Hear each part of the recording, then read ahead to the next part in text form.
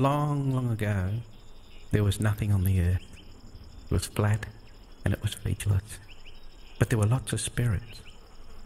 Spirits that represented birds, plants, animals, people, and of course trees. At that time, there was chaos. All these spirits were mixed up everywhere.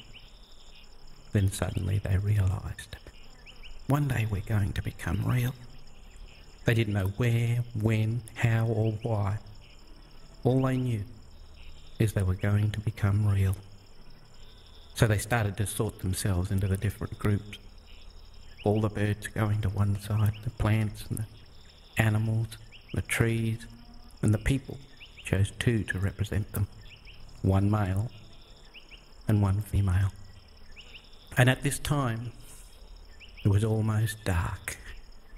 It was eerie. When I was told this story, it was referred to as the netting, the freezing cold. And all these spirits gathered and walked across the land. And as they were moving across the land, the trees dominated.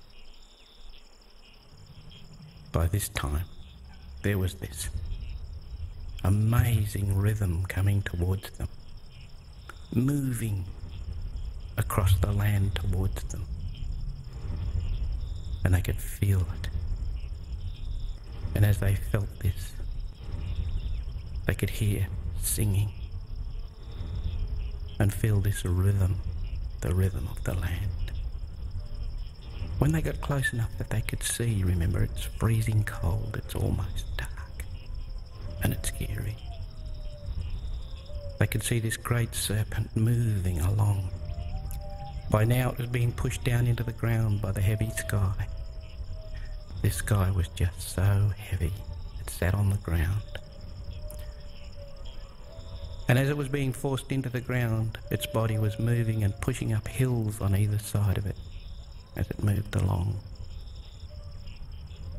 And some of the spirits were following on either side of this great serpent, and they were singing and dancing, and some were moving things into place and saying, when we become real, that's where we're going to live. Others on the other side were doing the same. Nyingan and Kara moved in and joined them.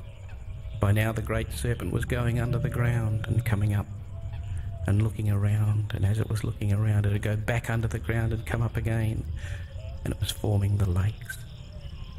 And the movement of its body was forming the rivers and the valleys and the waterways.